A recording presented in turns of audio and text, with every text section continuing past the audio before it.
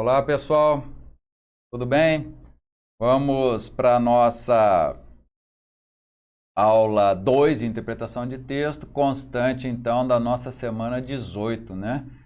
Essa semana fica um pouco mais puxado para você também, porque você tem que ler, vai ter que estudar a lição 18, né, de gramática, a concordância verbal, que é pesada, e mais, né, agora, a semana passada já ocorreu isso, né? E mais agora você vai ter que ver também interpretação de texto. Então você vai ter, na verdade, 2 apostilas para resolver no período de uma semana, né?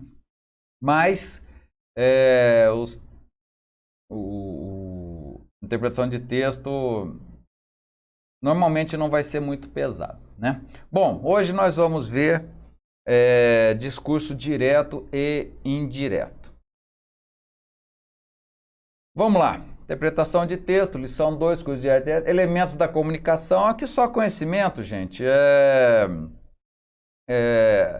Antes, o troço era mais estático, né? Tinha o emissor, a pessoa que emite a mensagem, o receptor, a pessoa que está escutando, né? Que recebe a mensagem, o código, o referente e o canal. Tá? Isso aí tudo nós vamos ver depois em funções da linguagem lá. Só estou dando conhecimento inicial. Atualmente o que está valendo, né, é isso aqui, é o locutor. Agora eles deram uma atenção maior para a interatividade, né?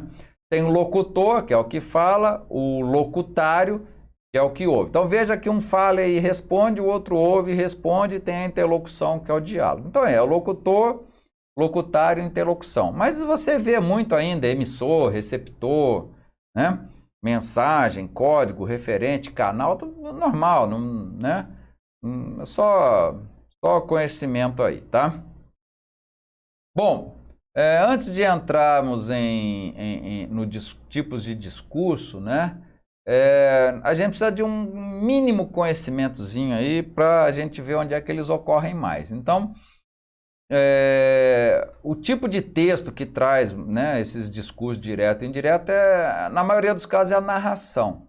O que é a narração? É um tipo de texto ou de gênero que esboça ações de personagens num determinado tempo e espaço. É uma história contada por um narrador. Então, tudo que for uma história contada é uma narração e tem um narrador, né? E é nisso que nós vamos ver os tipos de discurso. Ou seja, nós vamos ver como é que o personagem fala, né? Se ele fala diretamente ou se ele fala através do narrador, tá? Narrador é quem narra ou descreve os fatos. Tipos de narrador, também chamado foco narrativo. Você tem o narrador personagem, é aquele que a história é narrada em primeira pessoa, ou seja, o narrador é o próprio personagem, né? Às vezes ele está contando uma história dele, que ele viveu, né? Então, nós temos o narrador observador, é narrado em terceira pessoa, onde o narrador não participa, ele só descreve o que ele está vendo, né? Temos o narrador onisciente, que é o narrador que conhece os personagens e a trama. A história é narrada em terceira pessoa, mas o fluxo de pensamento dos personagens é narrado em primeira pessoa. Então ele sabe o que o personagem está pensando, por que ele agiu assim, assado. É o narrador onisciente, né? Mistura um pouco dos dois, tá?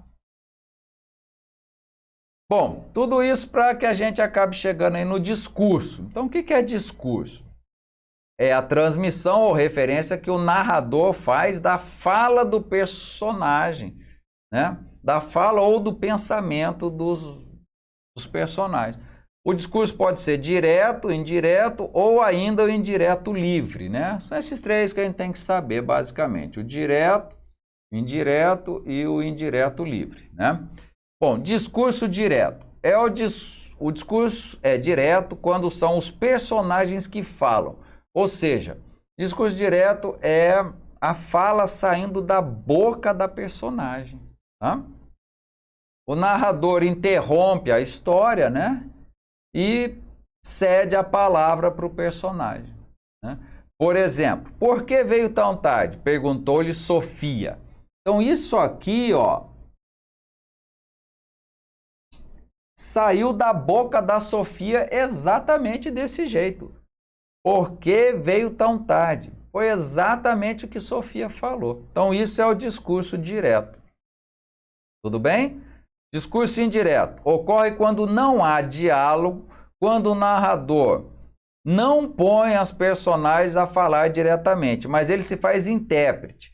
Ou seja, é o narrador que transmite ao leitor o que o personagem falou ou pensou. Então, por exemplo, a certo ponto da conversação, Glória me disse que desejava muito conhecer Carlota e perguntou por que não a levei comigo. Então, ele descreveu para a gente o que Glória disse, mas nada saiu da boca da Glória aqui, né? Então, inclusive aqui a gente tem um narrador personagem, né? Ó. Aqui é o narrador personagem. Olha lá, ele usou a primeira pessoa, né? A certo ponto, Glória me disse, ele está contando a história dele, né? E esse aqui é o narrador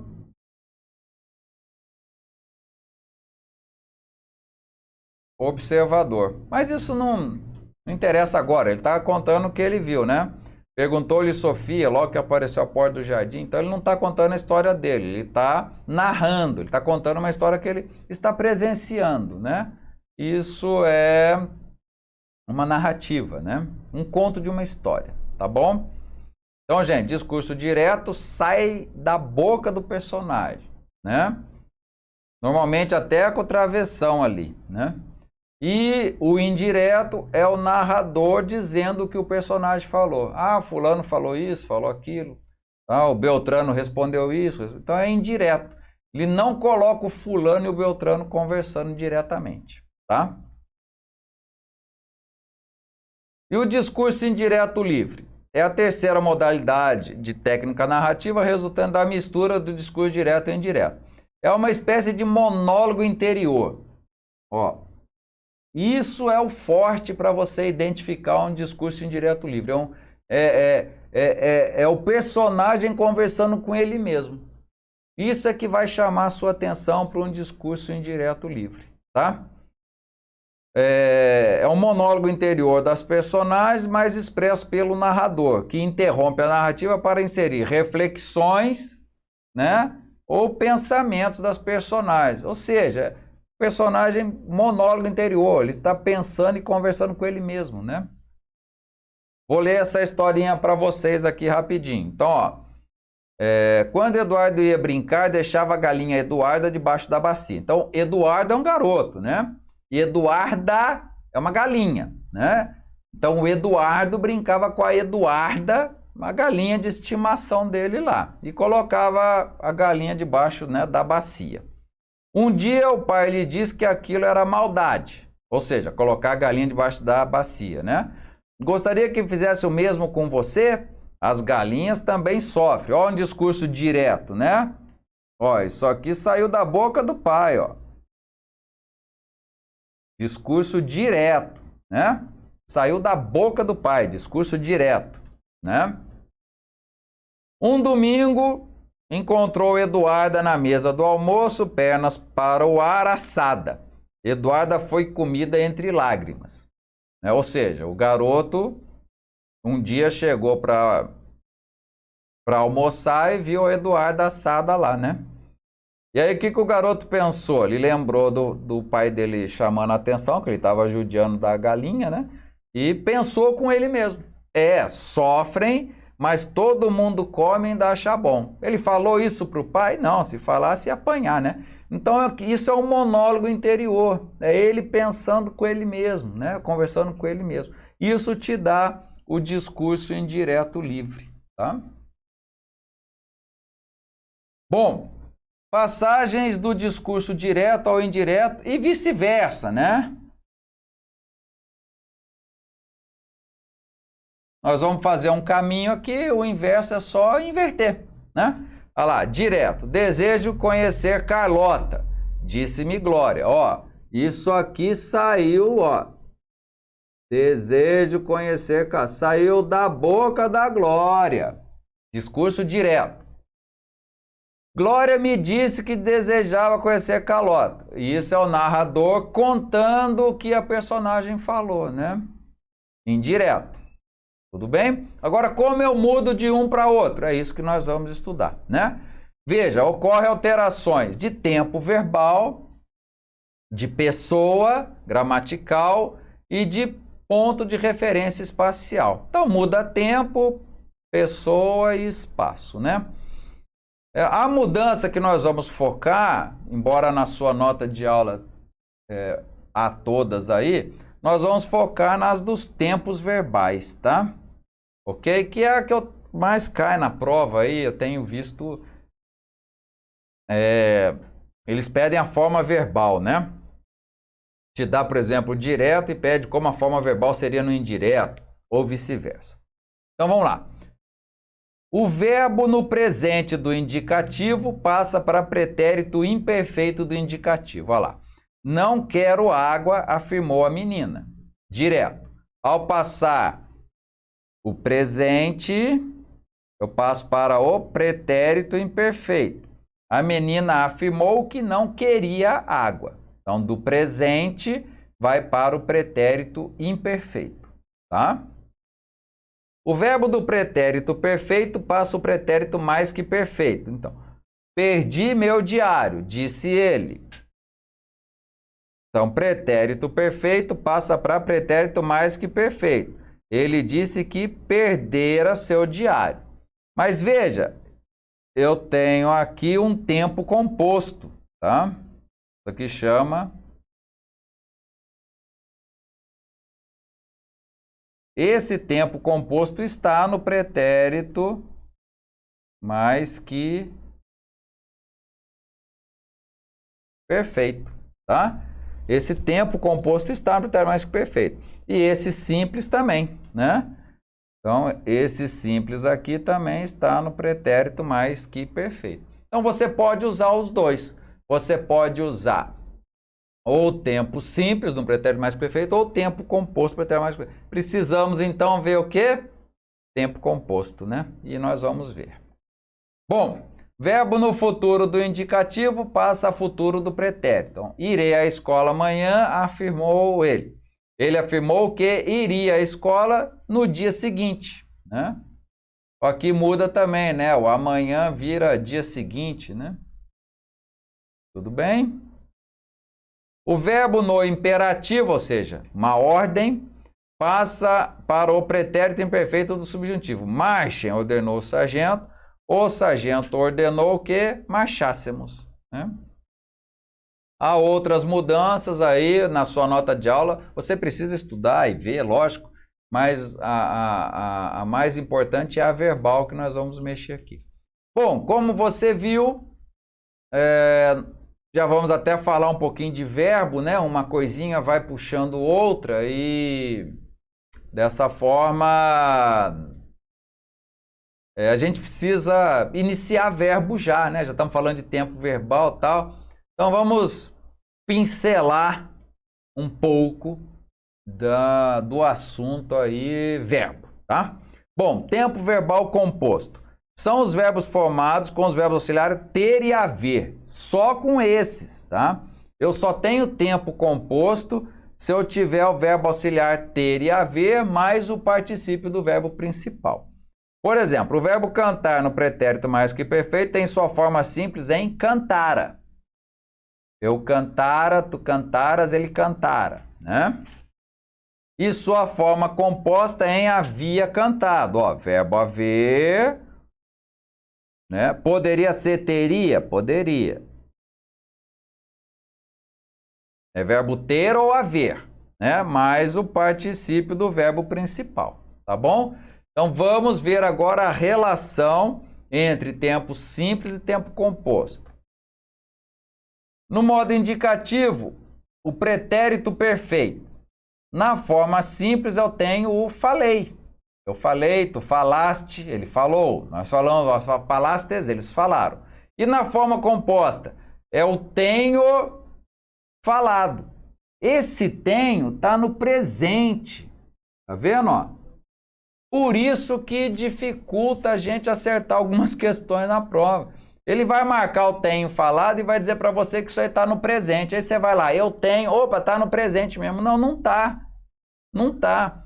A forma composta, cujo verbo auxiliar está no presente do indicativo, te dá o tempo composto de pretérito perfeito. É isso mesmo, tá? E o pretérito mais que perfeito, forma simples. Eu falei, eu falara, tu falaras, ele falara. Falara. Forma composta. Tinha falado. O tinha tá no pretérito perfeito? O tinha sozinho? Não. O tinha sozinho está no pretérito imperfeito. Ok? Então, o pretérito imperfeito te dá o pretérito mais que perfeito composto. Futuro do presente e futuro do pretérito não muda. Ó, bacana. Então, na verdade, você tem que decorar esses dois bichos aqui, né? Tá? E saber que você tem o quê? Você tem 4 tempos compostos no indicativo. Você tem 4. 2 são diferentes. Você forma pretérito perfeito com presente e você forma o pretérito mais que perfeito com o pretérito imperfeito, o auxiliar, né? Você tem que analisar o auxiliar. Agora, o futuro do presente, o auxiliar está no futuro do presente mesmo. E o futuro do pretérito auxiliar está no futuro do pretérito mesmo. Então, não muda, né? Esses dois são galho fraco. Agora, o A e o B você tem que estar ligado, né? Por isso que, vamos voltar lá no slide, por isso que ao você passar o discurso direto ou indireto aqui nesse número 2, você pode tanto ter o tinha perdido, que te dá, o tinha é um pretérito imperfeito, o pretérito imperfeito te dá pretérito mais que perfeito composto, quanto o perdera, que é um pretérito perfeito, é um pretérito mais que perfeito simples, ou seja, você está cumprindo a regra com essas duas formas, né? Por isso que tem que saber, não tem jeito, tá? Bom, e no modo subjuntivo? No modo subjuntivo eu só tenho 3 tempos lá, né? Que é o presente do subjuntivo, o pretérito imperfeito e o futuro do presente do subjuntivo. Eu só tenho 3 tempos no subjuntivo. Então, esses 3 tempos, o presente do subjuntivo, o auxiliar no presente do subjuntivo me dá o quê? Pretérito perfeito. O auxiliar no pretérito imperfeito me dá o pretérito mais que perfeito. E o futuro do presente, o auxiliar no futuro do presente me dá futuro do presente. Eu só tenho 3, né? Ou seja, eu só tenho 7 tempos compostos, né? Eu tenho 4 do indicativo mais 3 do subjuntivo. Eu tenho, então, meus 7 tempos compostos. Só esses aí que você precisa guardar, né? Sendo que os do futuro são iguais, né? Então, você tem que decorar só o pretérito perfeito e o pretérito mais que perfeito que muda, né? Tudo bem? Bom, isso também puxa o uso do particípio, né? Porque não é o verbo ter e haver mais o particípio. Então, já precisamos falar rapidamente aí de particípio, tá? Bom, na formação das locuções verbais com o verbo ter e haver, que é o que a gente está querendo hoje, né? Que é o tempo composto, deve ser usada a forma regular do particípio. Ou seja, com o verbo ter e com o verbo haver, você tem que usar a forma regular, é terminada em ado, ido, né? Então não pode ser, ó, o caçador tinha solto os cães, não pode. O professor havia aceito o convite, não pode. Tem que ser regular. Com o verbo ter e haver, tem que ser regular. A forma irregular do particípio tem que ser com o verbo ser e estar. Lá, os cães foram soltos. O convite está aceito pelo professor. Isso é a voz passiva, né? Que a gente já viu, né? Voz passiva não é o ser e o estar mais particípio? É ser e estar mais particípio irregular, né? Às vezes o verbo não tem o particípio irregular, né? Por exemplo, o verbo beber, por exemplo. Você vai lá, tenho bebido. Beleza, né? E está bebido também. Então, né? Então, assim, se o verbo só tem o regular, você vai usar o regular com qualquer um dos dois. Não tem jeito, né? Tanto com o ser e estar, quanto com o ter e haver, se só tem o regular, né? E às vezes ele só tem o irregular, né? Quando o regular cai em desuso, ele só tem o irregular. Por exemplo, vale o contrário, né? Ó, tenho dito, está dito. Não tem dizido, né? Tem dizido? Não tem. Então, se não tem, você vai também usar só a forma que tem, né? Então, se só tem regular, você vai usar um ser, estar, ter e haver, a mesma forma. Se só tem irregular, também. Agora, se ele tem os dois, como soltado e solto, aceitado e aceito, né? Quando tem os dois, você tem que fazer a distinção. Ter e haver regular, ser e estar irregular. Bom, nós vamos precisar, como eu já provei para vocês, como é que você vai mudar um discurso para o outro se você não sabe tempo verbal? Não sei o que é presente, não sei o que é... eu não sei conjugar no presente, não sei conjugar pretérito, não sei o que é pretérito perfeito, imperfeito, mas... Então, está na hora de a gente começar a mexer, tá? Então, eu vou deixar uma tarefa para você. Você tem que fazer, você tem que correr atrás, né? Não dá pra gente dar tudo de mão beijada aí para você, né? Então não tá na sua nota de aula conjugado bonitinho, não. Você vai correr atrás, tá? Então conjugue um verbo regular. Por exemplo, o verbo cantar. Regular, primeira conjugação, fácil. Nos tempos verbais todos, menos no imperativo, nos tempos e modos. Ou seja, eu quero todos os tempos do indicativo e todos os do subjuntivo, menos no imperativo. O imperativo não me interessa hoje, tá?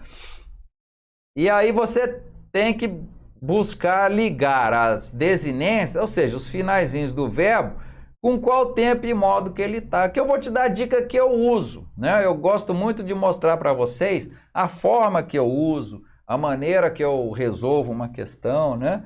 E hoje eu vou passar para você a maneira que eu descubro o tempo verbal.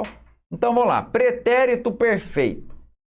Como é que eu sei que aquela conjugação lá daquele está no pretérito perfeito? Eu sei quando o tu termina em este. Então, por exemplo, eu vou lá. Eu cantei, tu cantaste. Então pronto. Achei o este no tu, então já sei que esse tempo é pretérito perfeito. Eu cantei, tu cantaste, ele cantou, nós cantamos, vós cantastes, eles cantaram. Pronto. O pretérito mais que perfeito, eu ligo o eu com a terminação ra. Olha lá, eu cantara, tu cantaras, ele cantara, nós cantáramos, vós cantareis, eles cantaram. Então pronto. Conjugou. Eu tenho 3 pretéritos. Já achei o pretérito perfeito, já achei o pretérito mais que perfeito. O passado que sobrar é o imperfeito. Então, cantei é o perfeito, cantara, falta qual? Cantava. Ah, pronto, achei. Então eu acho assim, eu descubro o imperfeito assim, excluindo o perfeito e o mais que perfeito. Tá? O futuro do pretérito. O futuro do pretérito, você imagina assim, algo que aconteceria se não houvesse uma interrupção qualquer, né? Então, por exemplo, eu cantaria se não, sei lá, se não fosse gago, alguma coisa nesse sentido, né? Alguma coisa que você iria fazer se outra não te impedisse, tá? O modo subjuntivo, o presente, você conjuga com o auxílio do que. Então, que eu cante. O pretérito imperfeito com auxílio do se eu cantasse. E o futuro do presente com auxílio do quando eu cantar. Quando você acha a pessoa, o eu, o resto sai, né? O difícil é você achar a primeira pessoa, o resto sai. Então, que eu cante, que tu cantes, que ele cante, que nós cantemos, que vós canteis, que eles cantem, né? Se eu cantasse, se tu cantasse, se ele cantasse, né? E então vai. Você precisa achar a primeira pessoa. Então eu estou dando as dicas para você as quais eu uso para descobrir o tempo verbal, né? Que aquele verbo ali conjugado na minha frente está, né? Tá bom? Então, gente, conjugue um verbo regular. Sugiro cantar, né? Buscando aplicar essas dicas que eu estou falando para você. Já é necessário, precisamos fazer isso, tá? Bom, então você tem exercícios sobre discursos, né? Direto, indireto, livre. E eu acrescento também algumas questões que não tem nada a ver com isso, mas são de interpretação de texto. Como nós já fizemos um acordozinho na aula passada, né? A cada semana você vai interpretar um texto, né? Com umas 3 ou 4 questões, né? Você vai conseguir aí numa prova anterior, na internet, eu não sei. Mas na grande maioria das vezes eu vou fornecer para você. Então, na nota de aula que acompanha essa nossa lição 2, já tem um texto lá, tá? Então você não precisa correr atrás por fora. Basta você interpretar o texto que já está dado na nota de aula, tá? Então, gente, você tem que trabalhar essas duas notas de aula, uma de gramática e uma de interpretação de texto, tá? Acredite, se você não praticar a interpretação de texto, você não vai conseguir resolver as questões de interpretação de texto no dia da prova, né? E aí você já vai sair bem atrás dos concorrentes, né? Tá bom? Então, gente, está encerrada a nossa lição 2, tá? Tem questões de interpretação de texto e tem questões específicas do assunto dado hoje, tá? Então, força aí. Sei que está cansativo, porque agora vocês têm 2 frentes na língua portuguesa, né? Até pouco tempo atrás era só gramática, desde a semana passada já estão com gramática e interpretação de texto. 2 notas de aula para resolver na mesma semana, mas para passar no concurso nós temos que fazer esse sacrifício, tá? Então força, faça todos os exercícios que estão aí, interprete o texto que está aí e vamos que vamos, vai dar certo, tá ok? Bons estudos então.